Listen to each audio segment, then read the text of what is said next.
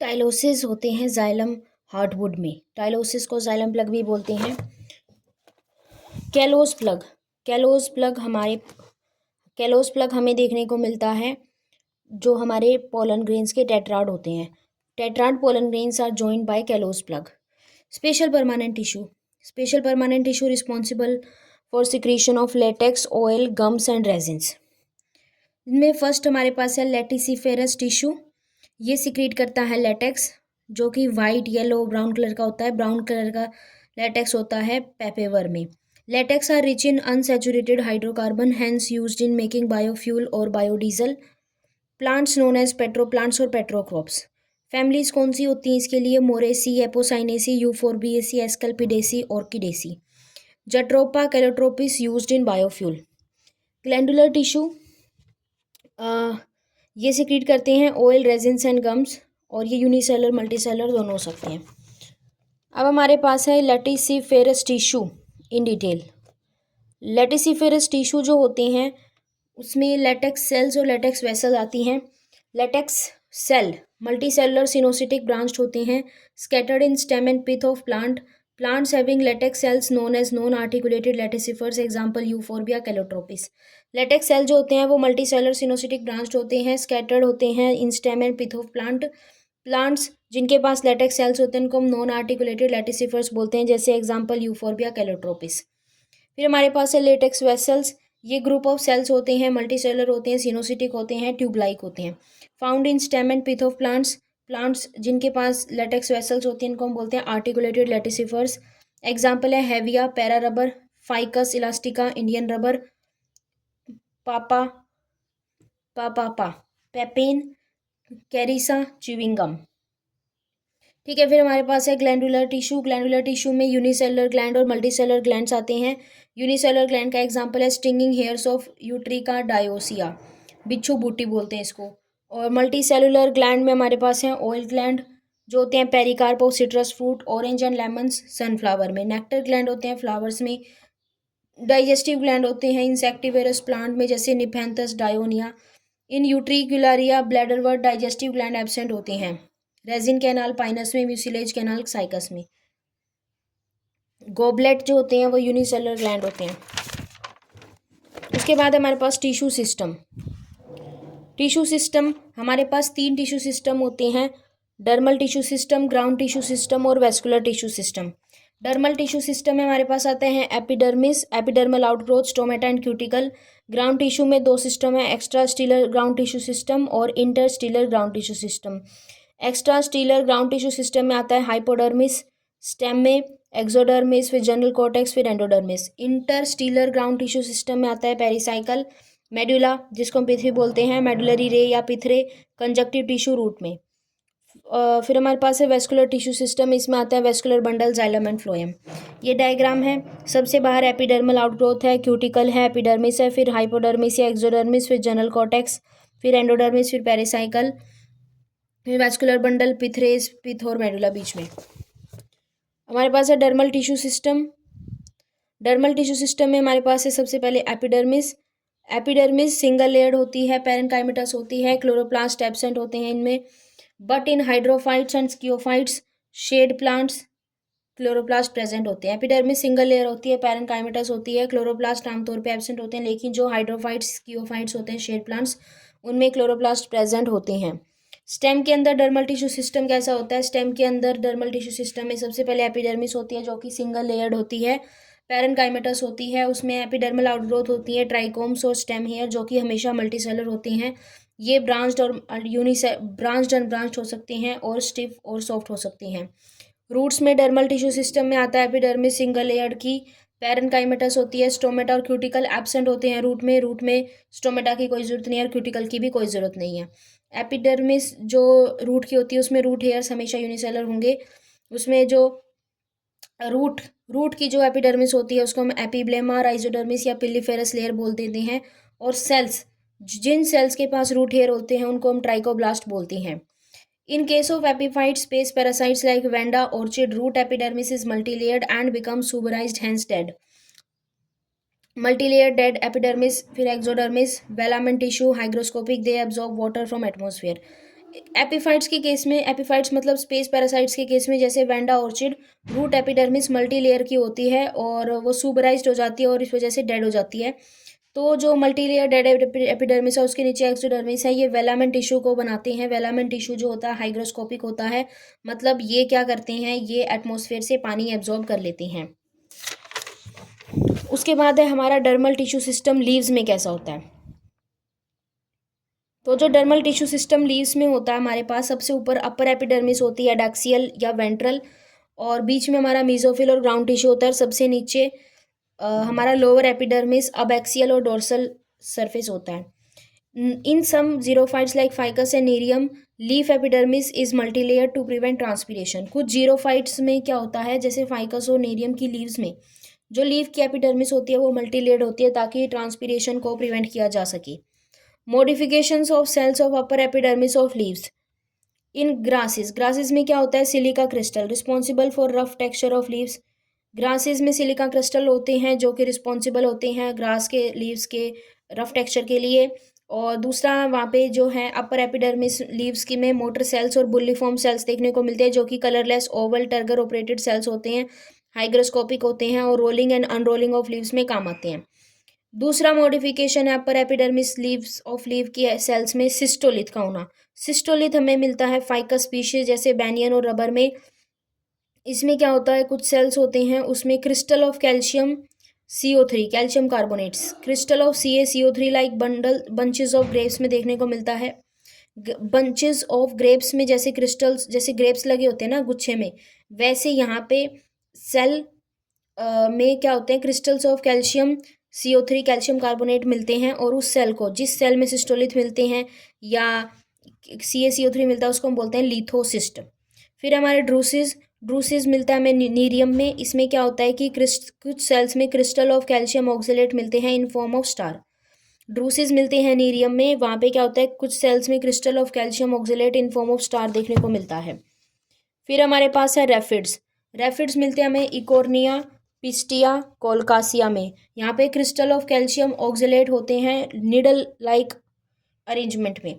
ठीक है, रेफिड्स मिलते हैं हमें इकोर्निया, पिस्टिया, कोलकासिया में। यहाँ पे crystal of calcium oxalate needle like arrangement में देखने को मिलते हैं। फिर है stomatal apparatus of leaf epidermis.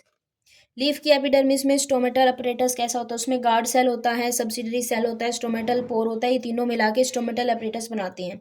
Guard cell जो होता है ग्रीन एपिडर्मल सेल होता है, और जो सब्सिडरी सेल होता है वो नॉन ग्रीन एपिडर्मल सेल होता है।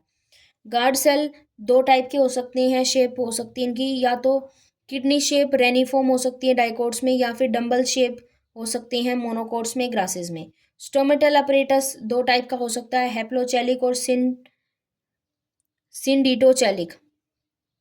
हैप्लोचैलिक में क्या होता है, when guard cell and subsidiary cells are derived from different mother cells. जब गार्ड सेल और सब्सिडरी सेल्स डिफरेंट, उनकी मम्मी सेल अलग होती है, डिफरेंट मदर सेल से ड्राइव होते हैं, तो उनको बोलते हैं हैप्लोचैलिक। और सिंडिटोचैलिक वो बोलते हैं जब गार्ड सेल और subsidiary cell same mother cell से ड्राइव होती हैं। स्टोमेटा फोटो एक्टिव हो सकती हैं मोस्ट कॉमन, और स्कोटो एक्टिव कैम प्लांट्स में होते हैं। On the basis of distribution types of stomata, पहला है एप्पल एंड मलबरी टाइप। इसमें स्टोमेटा सिर्फ लोअर सरफेस पे होते हैं, इसको हम बोलते हैं hypostomatic. Apple and mulberry type में क्या होता है, स्टोमेटा सिर्फ और सिर्फ लोअर एपिडर्मिस पे मिलते हैं, उसको हम बोलते हैं हाइपोस्टोमेटिक। उसके बाद हमारे पास पोटैटो टाइप। पोटैटो टाइप में क्या होता है, मोर जो हमारे स्टोमेटा होते हैं वो ज़्यादा जो उसकी अमाउंट होती है वो लोअर एपिडर्मिस पे होती है, तो हम उसको बोलते हैं एन आइसोस्टोमेटिक। थर्ड हमारे पास है ओट टाइप।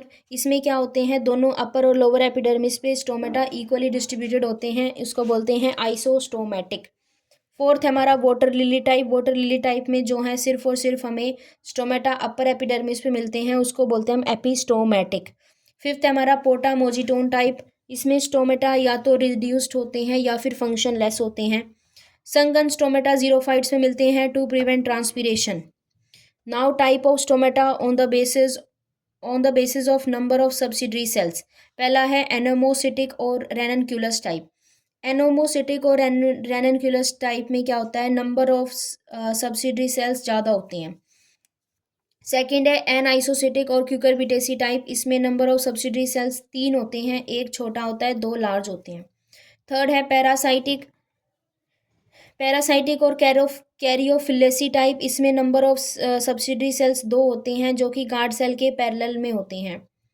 फिर हमारे पास है डायासिटिक और रूबिएसी टाइप, इसमें नंबर ऑफ सब्सिडरी सेल्स 2 होती हैं और उनकी अरेंजमेंट होती है राइट एंगल और परपेंडिकुलर टू गार्ड सेल।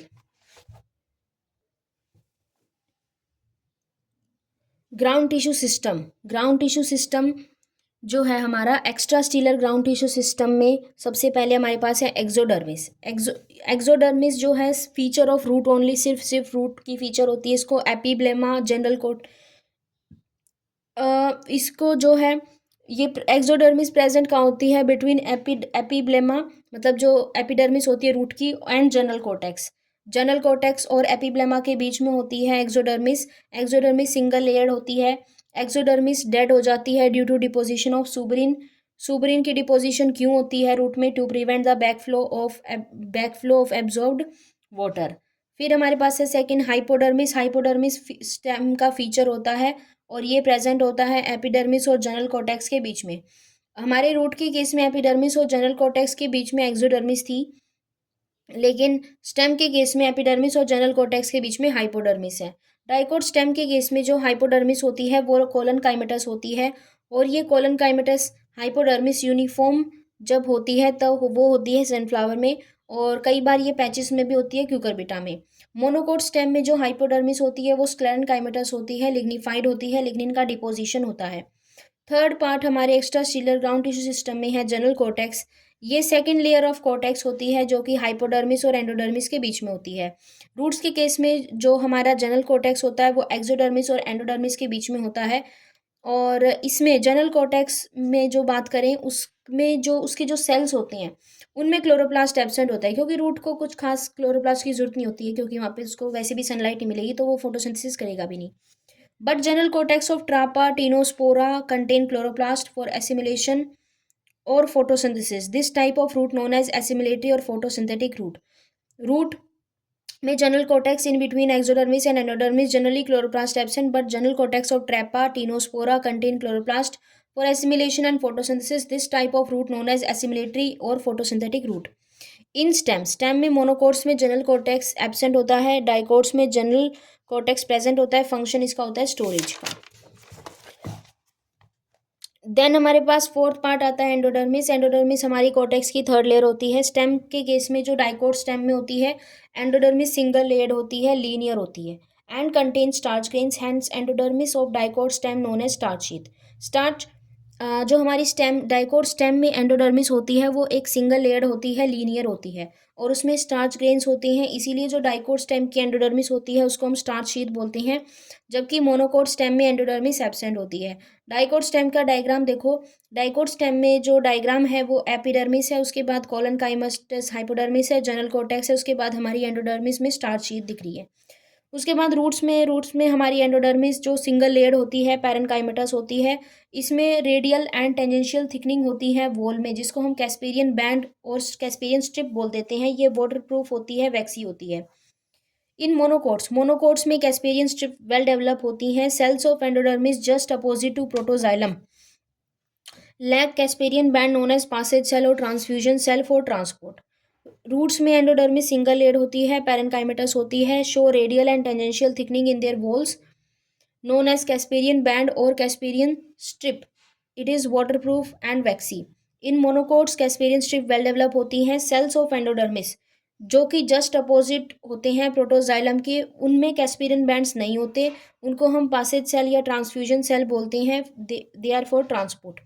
ठीक है, जो एंडोडर्मिस के सेल जस्ट प्रोटोजाइलम के अपोजिट होते हैं उनमें कैस्पेरियन स्ट्रिप्स नहीं होती हैं, उनको हम पैसेज सेल या ट्रांसफ्यूजन सेल बोलते हैं। उसके बाद है हमारा extra stelar ground tissue. Extra stelar ground tissue system में क्या है, ये हमारे पास पेरिसाइकल है जो कि फर्स्ट लेयर ऑफ स्टील है। पेरिसाइकल हमारी फर्स्ट लेयर ऑफ स्टील होती है। स्टेम में जो हमारी पेरिसाइकल होती है वो एब्सेंट होती है। डाइकोट में पेरिसाइकल जनरली स्क्लेरन काइमेटस होती है। क्यूकरबिटा में जो pericycle just above the phloem, it is present in form of semi lunar patches, this is called bundle cap और वेस्कुलर कैप। मोनोकोट स्टेम में पेरिसाइकल जनरली एब्सेंट होती है। डाइकोट स्टेम में पेरिसाइकल जनरली स्क्लेरेनकाइमेटस होती है। और क्यूकरबिटा में जो फ्लोएम के जस्ट अबव पेरिसाइकल होती है वो सेमीलूनर पैचेस में होती है। इसको हम बंडल कैप या वस्कुलर कैप बोलते हैं। ठीक है, ये फ्लोएम है, इसके ऊपर pericycle as a semilunar patch में प्रेजेंट है, इसको हम बोलते हैं बंडल कैप या वेस्कुलर कैप। और रूट्स में पेरिसाइकल को हम प्रोजेनकाइमा बोलते हैं। मोनोकोट रूट में पेरिसाइकल प्रोजेनकाइमा होती है। It only forms lateral roots जो कि एंडोजीनस होती है। डाइकोट रूट में पेरिसाइकल जो है आगे चल के बनाती है vascular cambium during secondary growth, और कई बार और लेटरल रूट्स भी बनाती है। रूट्स के केस में पेरिसाइकल को हम प्रोजेनकाइमा बोलते हैं। मोनोकोट रूट में पेरिसाइकल प्रोजेनकाइमा होती है। ये सिर्फ और सिर्फ लेटरल रूट बनाती है एंडोजिनस, क्योंकि मोनोकोट्स में सेकेंडरी ग्रोथ नहीं होती। जबकि और जो डाइकोट रूट होती हैं उसमें पेरिसाइकल बनाती है वेस्कुलर कैम्बियम सेकेंडरी ग्रोथ के दौरान और लेटरल रूट्स। उसके बाद हमारा मेडुला और पिथ और मेडुलरी रेज। मेडुला, पिथ और मेडुलरी रेज, इसमें स्टेम में जो डाइकोट स्टेम में मेडुला जो है वेल डेवलप होती है। Medullary rays are feature of dicot stem, और डाइकोट स्टेम में वेस्कुलर बंडल 6 से 8 होते हैं। ठीक है, मोनोकोट स्टेम में मेडुला एब्सेंट होती है क्योंकि उसमें वेस्कुलर बंडल स्कैटर्ड होते हैं और वेस्कुलर बंडल न्यूमरस होते हैं। ठीक है, डाइकोट स्टेम में मेडुला वेल डेवलप होती है। मेडुलरी रेज जो होती है वो फीचर होती है डाइकोट स्टेम की। वेस्कुलर बंडल 6 से 8 होते हैं। मोनोकोट स्टेम में मेडुला एब्सेंट होती है due to scattered vascular bundles. Vascular bundle numerous होते हैं। रूट्स की केस में डाइकोट रूट में मेडुला और पिथ रिड्यूस होती हैं। वेस्कुलर बंडल 2 से 4 होते हैं। और मोनोकोट रूट में मेडुला वेल डेवलप होती है। वेस्कुलर बंडल मोर देन 6 होते हैं। फिर हमारा conjunctive tissue. Conjunctive tissue is the feature of root only. Conjunctive tissue सिर्फ और सिर्फ रूट का फीचर होता है। मोनोकोट रूट में स्क्लेरेनकाइमेटस कंजक्टिव टिश्यू होता है। डाइकोट रूट में पेरेनकाइमेटस होता है। और during secondary growth it plays role in formation of vascular cambium. Conjunctive tissue is the feature of root only. Monocot root में स्क्लेरेनकाइमेटस होता है। डाइकोट रूट में पेरेनकाइमेटस, और सेकेंडरी ग्रोथ के दौरान ये इसका रोल होता है in the formation of vascular cambium. उसके बाद हमारे पास है ground tissue system of leaves. Leaves में कैसा ग्राउंड टिश्यू सिस्टम होता है? Mesophyll of leaves known as ground tissue system of leaves. जो लीव्स का मीजोफिल होता है उसको हम बोलते हैं ground tissue system of leaves. Dicot leaf में मीजोफिल डिफ्रेंशिएट हो जाता है upper palisade and lower spongy parenchyma में। ठीक है, एपिडर्मिस के नीचे पेलिसेड पेरेनकाइमा दिख रहा है, और फिर बीच में वेस्कुलर बंडल, फिर नीचे स्पॉन्जी पेरेनकाइमा, और पेलिसेड और स्पॉन्जी मिला के मीजोफिल बनाते हैं ग्राउंड टिश्यू। मोनोकोट लीफ में मीजोफिल अनडिफ्रेंशिएटेड होता है। अपर एपिडर्मिस होती है, फिर मीजोफिल होता है, फिर लोअर एपिडर्मिस। बीच में जो वेस्कुलर बंडल है उसके सराउंडिंग में बंडल शीथ सेल होते हैं।